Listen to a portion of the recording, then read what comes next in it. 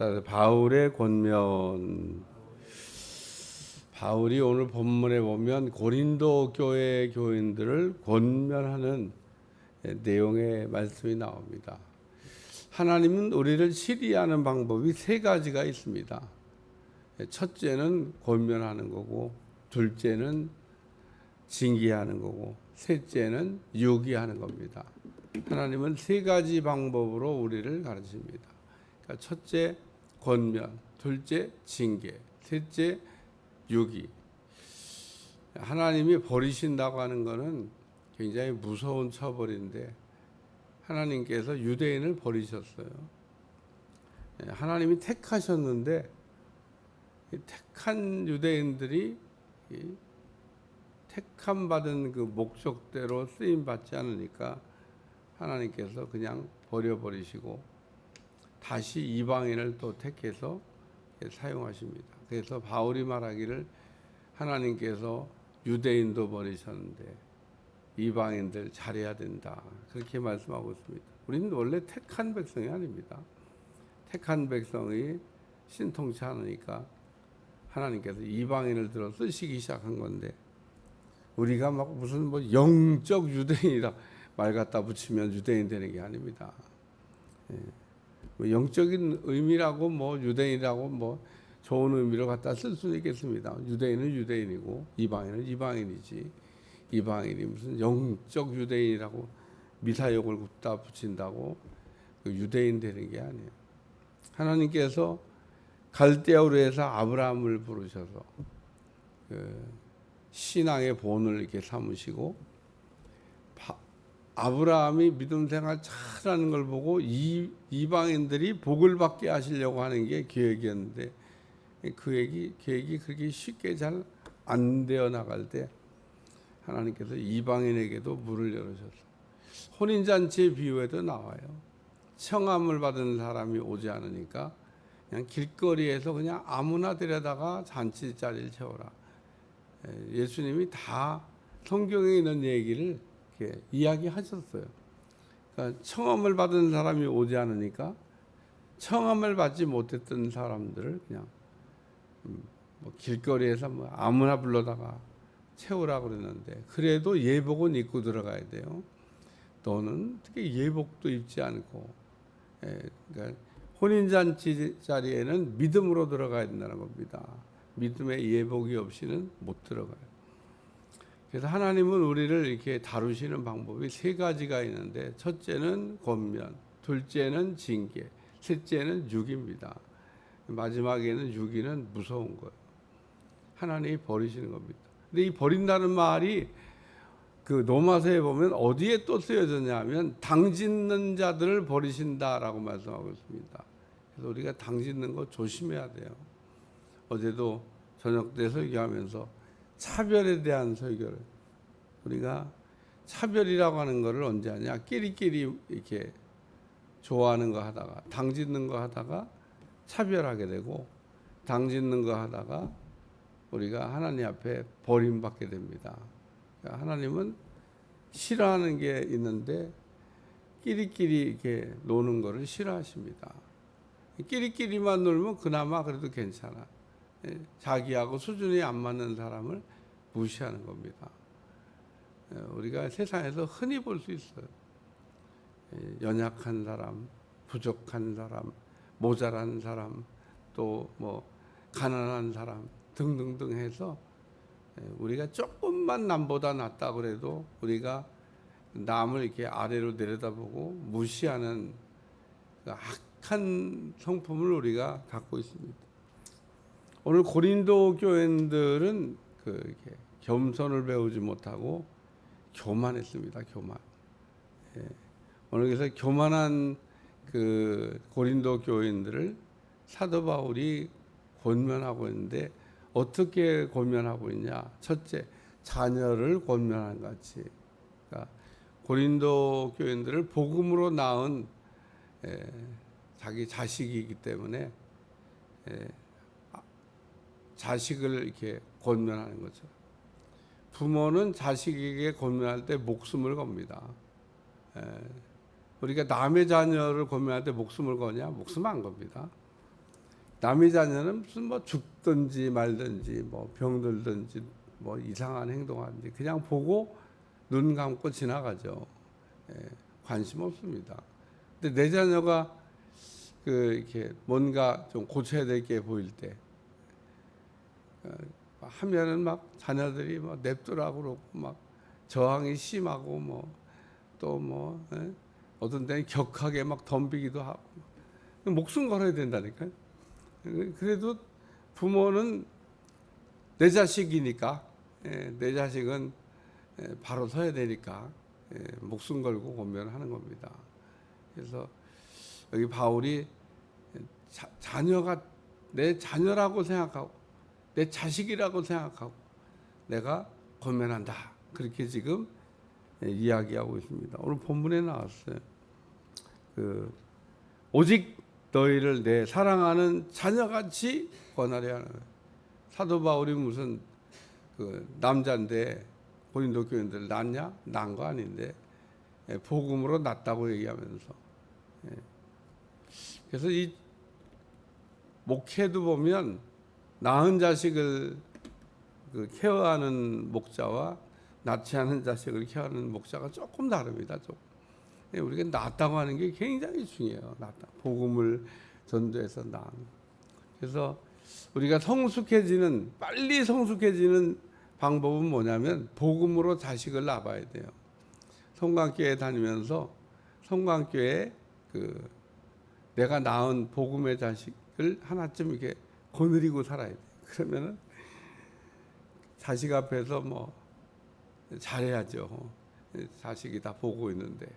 그래서 신앙생활 본인도 더 잘할 수 있어요. 그러니까 우리가 복음의 자녀를 생산한다고 하는 것은 굉장히 중요한 의미가 있습니다. 육적으로도 우리가 자녀를 낳으면 성숙해지는데 복음의 자녀를 생산한다는 것 굉장히 중요한 의미가 있습니다. 두 번째는 아버지의 마음으로, 여기 아버지가 나옵니다. 아버지. 그리스도 안에 1만 스승이 있으되 아버지는 많지 아니. 그렇지 뭐 아버지가 가정에 하나지 가정에 아버지가 막 여럿 있는 가정은 없잖아요.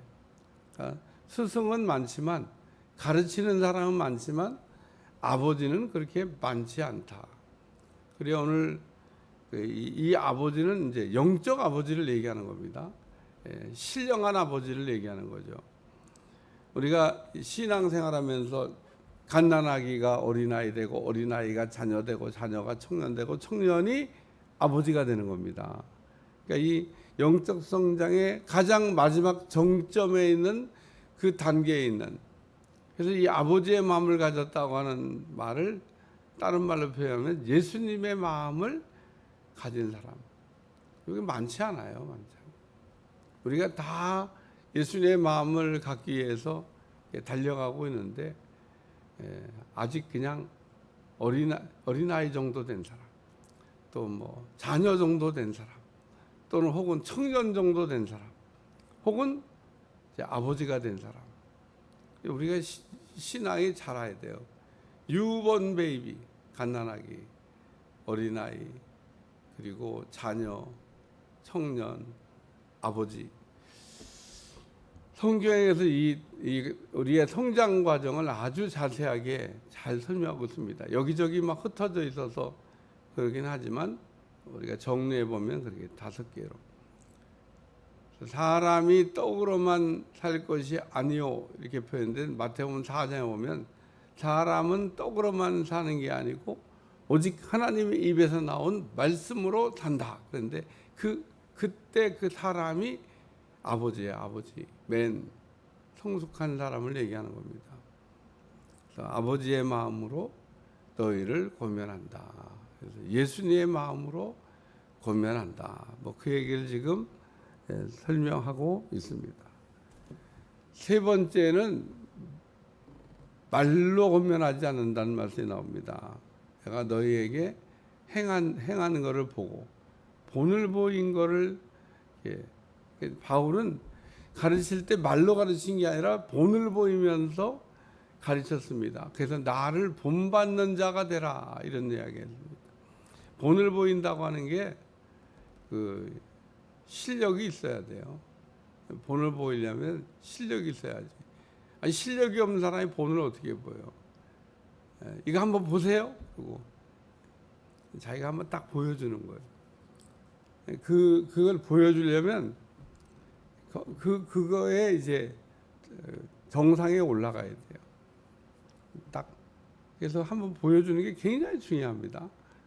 우리가 한번 보면 할 때, 저는 김포 와서 목회를 하면서 교회에 우리 오케스트라도 만들고 또 찬양단도 만들고 그래야 되겠다는 생각을 했어요. 다른 교회 보니까 뭐 오케스트라도 있고 뭐 다른 교회 보니까 뭐 찬양단도 있는데 그게 혼자서 막 그냥 한다고 되는 게 아니에요. 그래서 잘하고 있는 교회를 찾아갔죠. 우리 김포에 2개 교회가 있어요. 2개 교회를 제가 다 찾아갔습니다. 담임자를 만나고 어떻게 하면 이게 찬양단을 이렇게 만들 수 있냐, 어떻게 하면 오케스트라를 만들 수 있냐 자문을 구했더니 다 선생님을 구하면 된대요. 선생님을. 그래서 찬양단 만들기 위해서 저 사당동에서 다리를 좀 이렇게 불편하게 쓰는 분이었는데 다리를 이렇게 좀 불편해요. 음악 선생님이야. 왔는데 사람들 모아놨죠.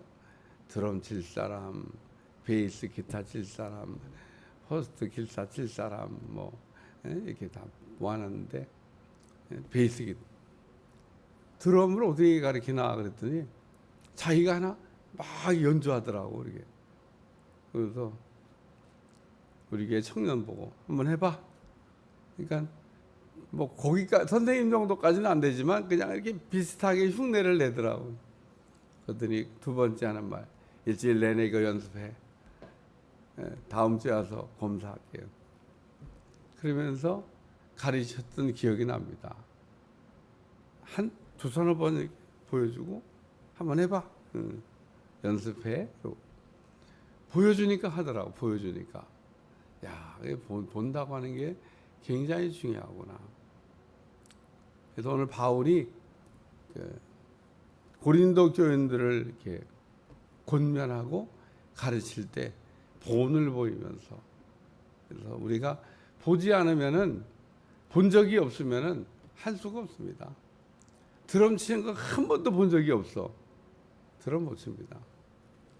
딱 기본 이렇게 하는 거야. 이거. 그래서 한번 딱 보여주고 한번 해봐. 그래서 우리가 선생님이 돼서 보여주는 선생님이라고 하는 것은 굉장히 중요합니다. 보지 않으면 바울이 본을 보이면서, 그래서 그러므로 너희는 내가 너희를 권하노니 너희는 나를 본받는 자가 되라. 그러면서 디모데를 보낼 건데 이 디모데가 가서 잘 내가 이게 본을 보여주는 것을 생각나게 할 거다. 그러면서 고린도 교인들을 위해서 디모데를 고린도 교인들이 아마 그랬나 봐요. 바울이 뭐 바쁘신 분이 오겠어. 안 와. 그러면서 사도 바울이 안 올 것처럼 이렇게 교만한 사람들이 바울을 폄하하고 있는데 바울이 이렇게 갈 수가 없는 형편이어서 디모데를 보냈던 것 같아요. 오늘 우리가 하나님이 우리에게 치리하는 방법이 3가지가 있다. 첫째는 권면이고, 둘째는 징계고, 셋째는 유기다. 우리는 권면할 때 잘 들어야 돼요. 근데 그게 안 듣다가 징계가 와. 그때는 반드시 들어야 됩니다. 그때도 안 들으면 마지막은 버려버리시는 거예요. 오늘 우리가 버림받으면 안 됩니다. 징계가 없으면 사생자죠. 자기 자녀가 아니니까 징계를 안 하시겠지. 여러분, 징계가 없으면 사생자라고 얘기했습니다. 내 자식인데 어떻게 징계를 안 합니까? 때리지 않고 자녀 교육할 수 있는 방법 없습니까? 없습니다. 세상에 남이 자녀 교육하는 것까지 뭐라고 하는데, 너무 과도하게 때리는 것도 문제지만 안 때리는 건 더 문제입니다. 부모가 이게 자질이 부족해서 자녀를 때리는 게 너무 지나치게 때려서 문제가 되는 것도 문제지만 때리지 않는 건 더 큰 문제입니다. 그러면은 그런 자녀가 자라면 이상한 자녀가 나오는 겁니다. 어떻게 징계하지 않고 어떻게 자녀를 키울 수 있어? 그래서 오늘 하나님이 우리를 이렇게 권면할 때 들어야 되고 징계받을 때 들어야 되고 자녀는 징계가 있습니다. 그래도 말 안 들으면 버리는 거죠. 오늘 버림받으면 안 되고 하나님께서 나를 이렇게 돌아오라고 돌이키라고 사인을 보낼 때 거기서 멈춰야 되는 겁니다. 더 가면 안 되는 겁니다. 더 가면 돌아올 수가 없어요. 오늘 우리가 더 가면 돌아올 수가 없다는 게 나일강 계속 내려가다 보면 내려가지 말라고 계속 경고하잖아요. 빨간 줄이 3번 서져 있다고 그래. 나 안 가봤어요. 그냥 이야기 읽은 겁니다. 근데 올라가라고 돌아가라고 할 때 3번째 줄을 마지막 줄을 넘어가면 이제 못 돌아온다는 겁니다. 그러니까 하나님이 우리에게 3번 경고는 하시는 것 같아요. 가룟 유다에게도 3번 경고하시잖아요. 하나님이 우리에게 알아들을 수 있도록 분명히 3번 경고하시는데 마지막 3번째는 돌이켜야 됩니다. 그때 안 돌아오면 이제 돌아올 수가 없어요. 오늘 우리 하나님이 우리를 사랑하시기 때문에 권면하시고 사랑하기 때문에 징계하셔서 우리를 돌아오라고 말씀하고 있습니다. 기도하겠습니다. 하나님, 오늘 우리가 제자리에 있을 수 있도록 도와주시고 우리가 있어야 될 자리에서 해야 될 일을 감당하면서 사는 게 은혜입니다. 오늘 우리가 있어야 될 자리에서 해야 될 일을 감당하면서 하나님이 맡겨준 일에 최선을 다하는 종들이 되게 하여 주옵소서. 예수님의 이름으로 간절히 기도하옵나이다. 아멘.